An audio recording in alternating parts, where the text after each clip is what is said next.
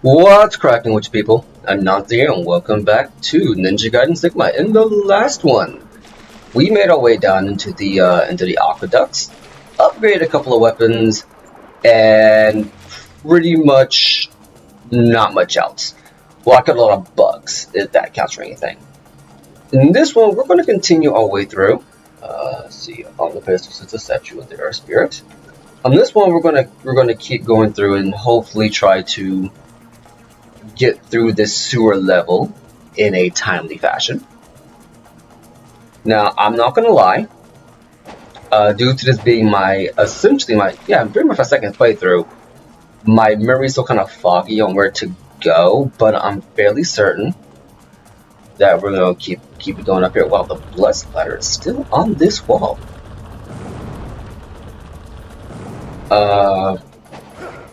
I think I was trying to talk about something last time, and I'll admit it's been a minute since I last recorded this, so don't 100% remember. So I guess now we're going to bring up my obligatory adaptation rant just to keep it going. So for those of y'all unfamiliar, every now and then when I play a game, I talk about it, whether or not how they're going to adapt it or how they're going to, well, not how they're going to, but how I would adapt something or how I would reinterpret something.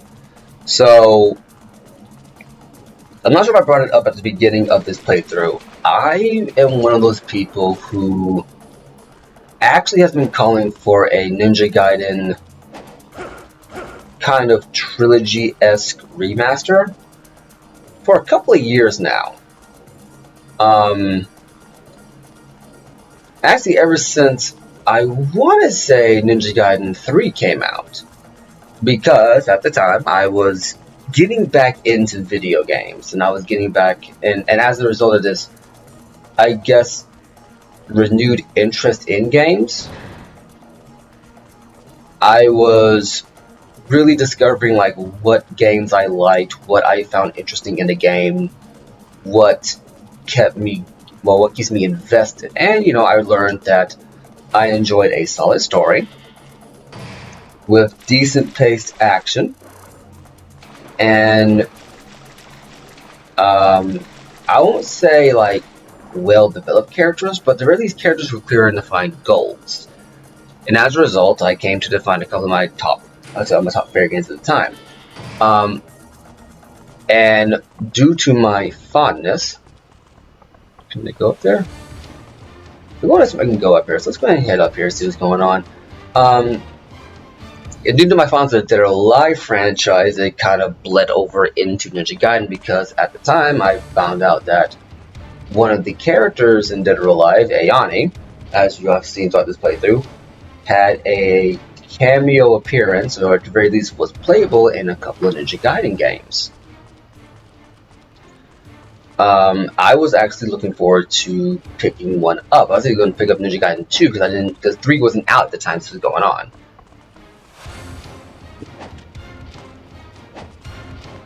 Okay, never mind. Because but Ninja Gaiden 3 wasn't out at the time. Ninja Gaiden 2 was out, and I'm like, okay, let's go grab 2. And I saw this playthrough. I forget who did it. It was years ago, but he had a playthrough. He's playing as Ryu, Rachel, Ayane, and I believe it was the playable debut of Momiji in the series. And then you got in 2. And I'm like, okay, I'm gonna pick up 2 then, since 2 has all this extra stuff, and yada yada yada. And then it comes out that Ninja Gaiden 2, that version of the game, was called Ninja Gaiden Sigma 2.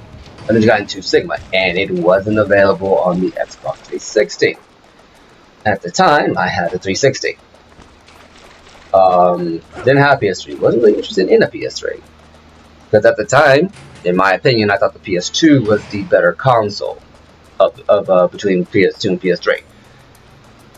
To this day, I still kind of maintain it because I don't know too many games that are actually out for the PS3 that actually grabbed my interest. But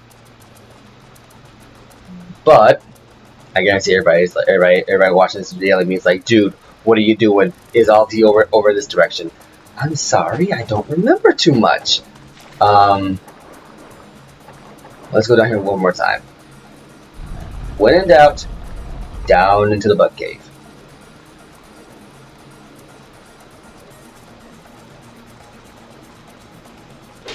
Well, I guess that doesn't do anything. But yeah, but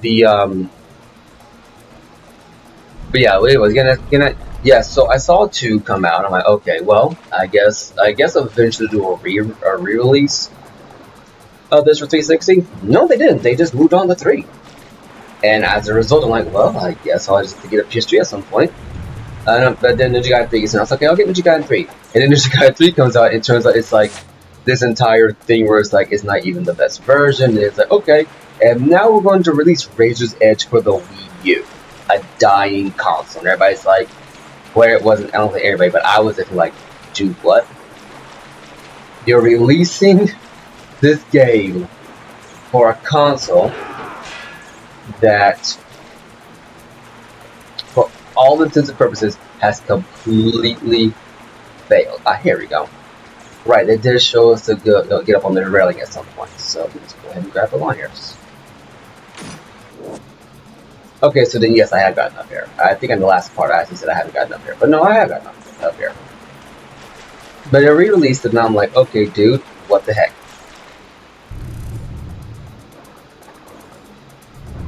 Are you really going to release this game? Right, you're gonna release a better version of the game with a little bit more content. Apparently, content that was essentially makes it play as Ninja Gaiden 2. Ninja Gaiden 3, when it first came out, had restricted content. Like you could not switch weapons. You only have the dragon sword and the bow. And I'm like, really? We're going to do this. We're going to do this. You're going to make an inferior version of the game. I think it came out like later that it's like, it wasn't even that they made an inferior version of the game. They made an inferior version of the game, and then they sold you the ability to switch it later. I'm like, really? We're doing this. We're doing this to Ninja. We're going to do this. Okay. Well, I guess money talks. And then they released Razor's Edge. Well, they announced Razor's Edge for the Wii U, give it all this extra content. And I think at the time they didn't even announce whether or not they were going to port it. Everyone just kind of assumed they did, that they weren't. And I'm like, well, if you're going to announce this version of the game, and then like 2 months later announce a better version for the Wii U, and not port it, then I guess I'm just not going to buy the game. And then like half a year later, I was in college when this happened, by the way. Like half a year later,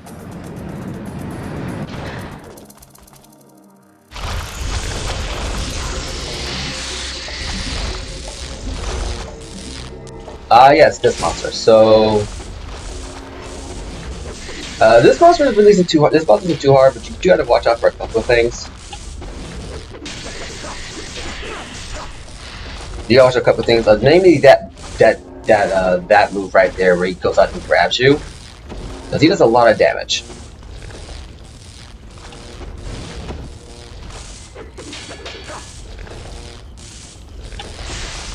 He does a lot of damage. You can't get into the water, or else he's going to. Okay. Yeah, I'll admit this boss gives me trouble, because it's just kind of hard to tell it. Well, I wouldn't say it's hard to tell it from the attacks. It's actually pretty easy.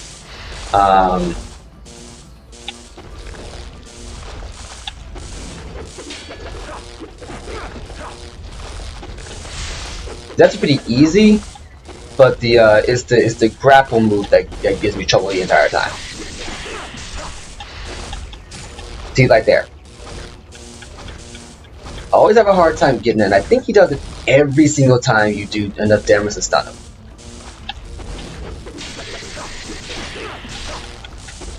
Nope. Okay.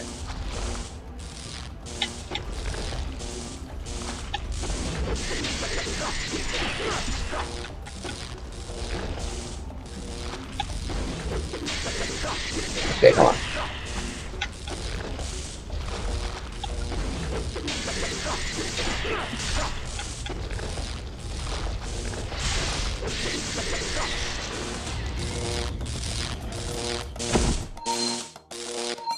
Alright, there we go. That killed There you go. That kills the big electric eel worm thing. The Art of Inazuma. Now this one is actually a pretty good move, a pretty good attack. It is actually what I was waiting for in terms of like ninja arts. And as a result, we're now going to use the Jewel of the Demon Seal. We're going to upgrade this weapon, this one first, because this is your all-around attack. This is your I want everything around me is alive, and I want it to not be alive attack. So I always use that one. That, and I am a huge fan of the of electric powers inside games. That's what I use. Anyway, going back to the Ninja Gaiden rant. When Razor's Edge was announced, I'm like, okay, well, I'm not gonna pick this up. And then lo and behold, a few months later, I was like 6 months. It was 6 months to a year later. The game got announced for a PS3 and 360 release. I'm like, okay, good. That's what you should do. Instead of having this one version come out and then announcing a better version later, it's like, are you intentionally trying to piss off your audience? And it got me thinking, it's like, you have this improved version of pretty much every single one of your Ninja Gaiden games, and you've never, like, re-released them? Why not re-release them? Why not re-release them and, give everyone a chance to play them? And I've been calling for that since Razor's Edge was announced. Well, since Razor's Edge came out. And that's been well over, I want to say 6 years ago. And they finally released it, and I'm like, cool, good on you, Team Ninja. Because right now, after Izagaki left, they kind of need all the good prep they can get, because to my understanding, a lot of Team Ninja's fan base, the Dead or Alive Ninja Gaiden fans, have not been happy with the quality of the games. Not to say that they're bad, just that they've made some questionable business decisions ever since he left. Guys, so I found a way to drain that.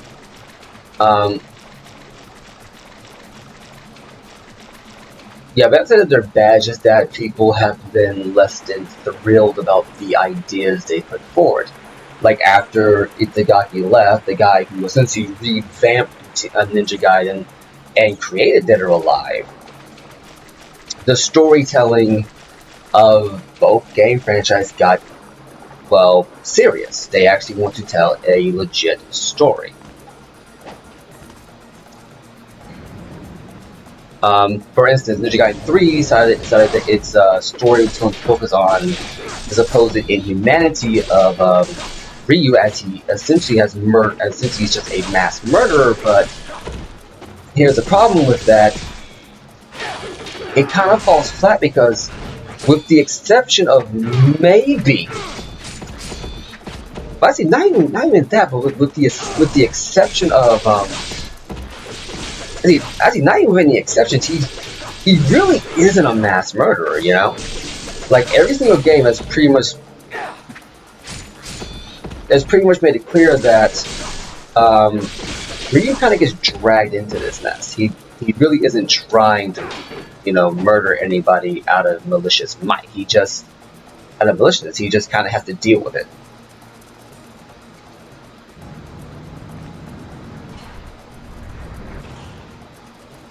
Have I been this way before? No, I haven't. It's a closed chest. That's how you know. But it's like, yeah, no, he doesn't do this because he enjoys it. He doesn't do it because he has no choice. He's not. They tried to make him out. Essentially, they tried to make him out to be like Kratos from God of War. And this was, I believe, before the God of War reboot was even a thing. I think this was before. I don't think it was Santa Monica, but this was before whoever got the rights to create the new God of War. The one that got memed into oblivion as Dad of Boy. This was before that one came out. way before that one came out. So they tried to make him like a serious character and even like a serious story arc, but it just kind of falls flat because it doesn't make any sense in the context of things. I mean, sure, okay, you want to talk about how like all of the adventures revolve around essentially killing all these people, but once again, it kind of falls flat, all things considered. Go on now. And they same with Dead or Alive. They wanted to make it a more mature series by cutting up the sex appeal. That was one of the big things that they were trying to go for, and I remember people doing backlash at that. And I'm not going to get into that right now because that's a discussion for another day.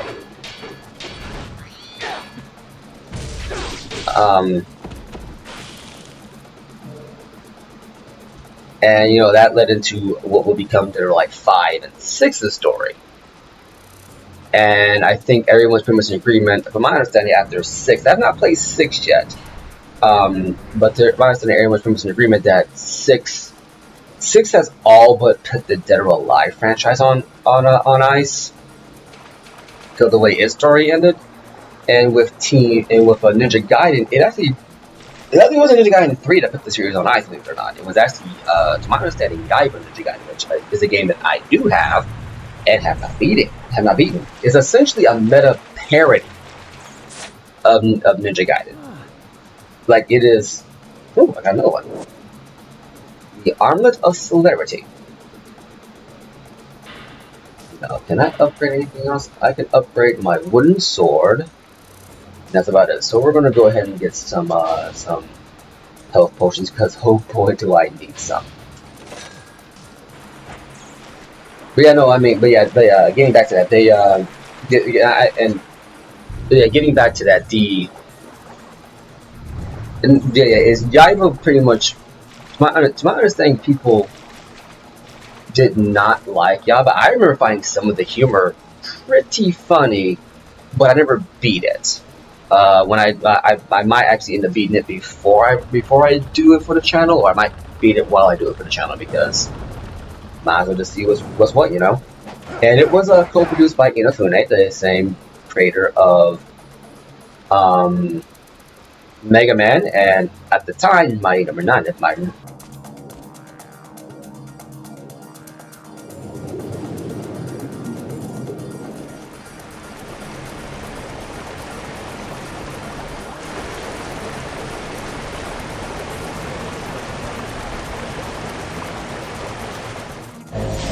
he took the scales. Okay, that's cheap. Well, since we have it now, might as well show it off.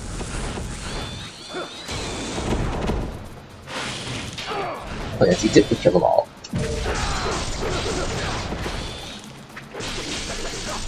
That was a one-hit kill. Either that or that guy was in just the right spot to not get effed over by it. And we're going to go down here now. But yeah, no, I mean, but yeah, anyway, it was done by Keiji Inafune. At the time, he was making Mighty Number 9. And this was before Mighty Number 9 even came out. I believe this was right around the time the controversy with that game was, started growing. If you don't know, Mighty Number 9, they were making a spiritual successor to Mega Man because Inafune had left Capcom. Around the same time, it's on the same exodus as I forget the creator of the name of the guy who created Castlevania and Hideo Kojima who made okay.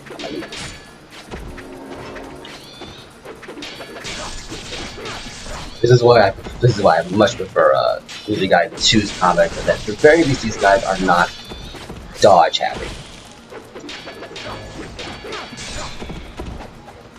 But yeah, the creator of Metal Gear Solid, he left as well. So it was around that time like a lot of the industry leaders in Japan were leaving their companies.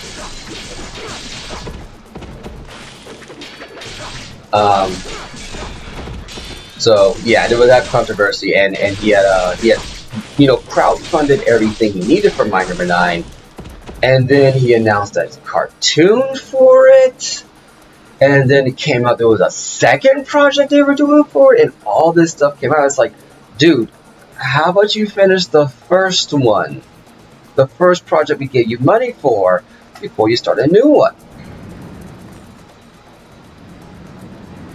And it just became a whole big mess.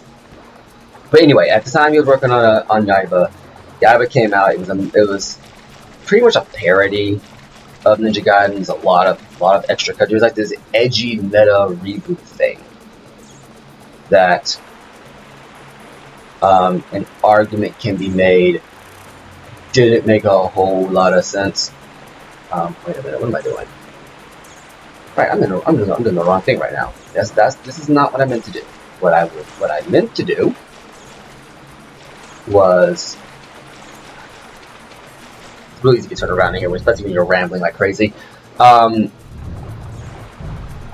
I meant to go? If my memory serves correct, I meant to go up here. There should have been a door. I don't think it's this way. I believe it actually... Oh, no, wait, I wasn't to do that. Okay, okay. I'm on the right track now. I do not have time for you guys. Have a good one.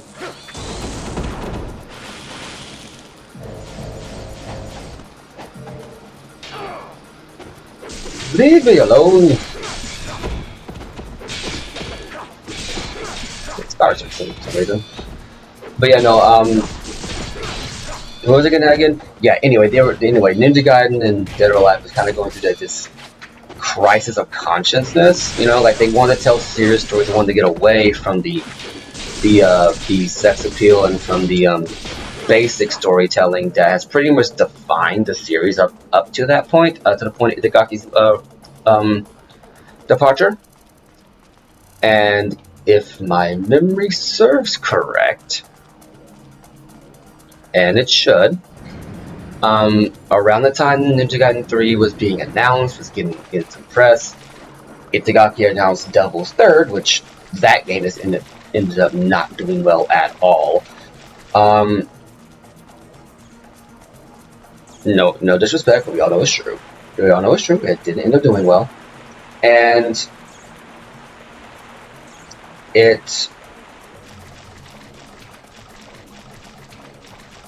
what's the word here? Okay, so no. Okay, so my bad, I did go the wrong way. Okay, now I know what I gotta do. Now I know exactly what I gotta do. Gotta jump down here. I was right the first time. This would have to be your third guess yourself.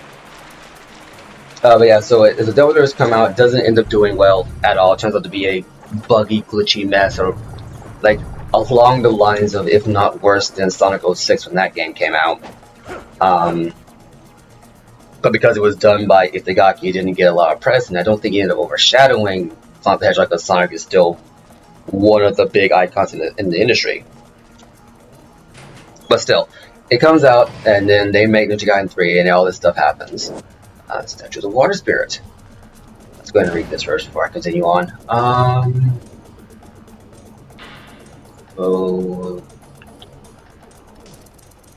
Valuables. Here we go. Statue of Water Spirit. Statue of Water Spirit. Okay, nothing crazy going on there. But yeah, it comes out, and then they have this whole big crisis, and I'm like, look. And I'm like, at the time, I'm like, look. Team Ninja, I get what you're trying to do. You're trying to ride the whole gritty reboot wave. You're trying to do something a little bit more serious. You're trying to flex your narrative muscle. But, and I'm saying this to myself as like a hypothetical guy. Like, if I was in like a boardroom meeting and I said this kind of stuff, it's like,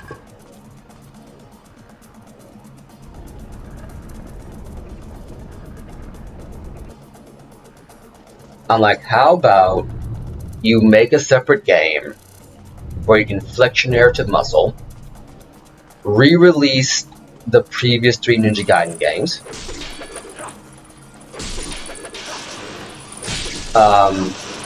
you know, like a complete edition for the next generation consoles. Get your minds right, and then pick up from there. Because Ninja Gaiden and Dead or Alive is still one of the more iconic game series of the genre, like just gaming in general. So getting rid of them, in my opinion, would not be a good idea. And well, just letting them die would not be a good idea, you know. And then PS4 rolls around, Neo gets announced. I'm like, okay, it's a good first step. You get to do something new, something different. And then, what's the word? A few years later, you know, they announced Dead or Alive 6, and I'm like, okay, now you guys really need to take a break. And they do. They take a break from Dead or Alive, and they really re-release Ninja Gaiden. And in my opinion, I think at this point now what they need to do is kind of do a soft reboot of Dead or Alive. Just a soft reboot, nothing too crazy, and then go from there. But anyway, we'll talk about that in the next one. I've been Anansi, you've been awesome, and I'll catch you later.